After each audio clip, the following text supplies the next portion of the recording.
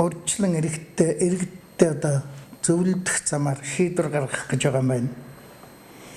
Тэгэхээр энэ сэдвнийг уурхайн үйл ажиллагаанаас хамааралтай Налах дүүргийн иргэдийн ажлын байр хөдөлмөр эрхлэлтийг дэмжих.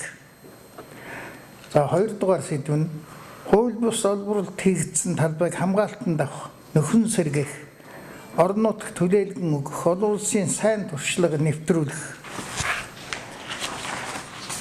Сэдв 3. Налахад хууль бусаар нүүрс олборлуулахгүй тохиолдолд Налах бол Улаанбаатар хотын иргэдийн нүүрсний хэрэглээ ханган нийлүүлэх тогтолцоог бүрдүүлэх. Сэдв 4. Налах дүүрэгт хууль бус нүүрсний олборлолтыг таслан зогсоож иргэдийн эрүүл мэнд амь насыг хамгаалах гэсэн ийм 4 сэдвийн хүрээнд бол зөвлөдөх санал асуулга явуулах юм. Явагдсан санал асуулгын туршлагаас харахад энэ бол одоо маргааш оройдол газар дээр нь шивж өрөөд одоо дүн гарчна.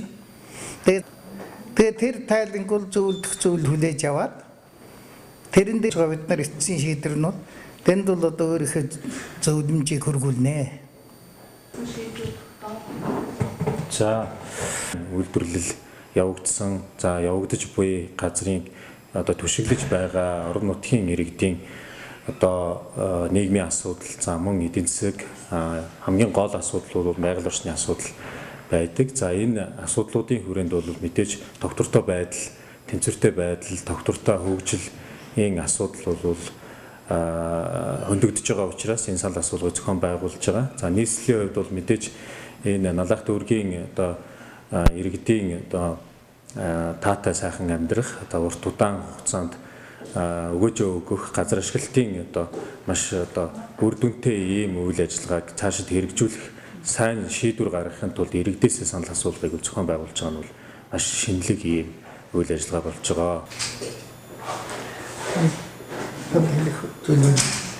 Тэр болохоор яг бодох газар, хугацаа, цаг, байр, сэдвийг хэлэх юм байна. Тэ.